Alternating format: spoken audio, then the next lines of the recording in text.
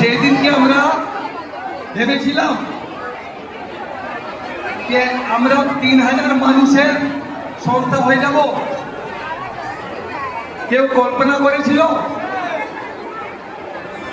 আর যদি বিশ্বকর্মা ঠাকুরের আমাদের উপরে আশীর্বাদ থাকে, এই 3000 মানুষ 3 লাখ হয়ে যাবে।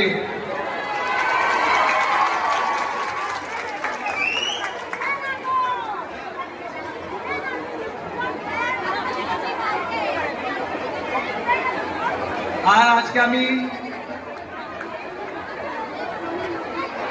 সারা বছর আছে অন্য অন্য কথা করার জন্য, আজকে আমরা উপস্থিত হয়েছি একসঙ্গে সেলিব্রেট করতে।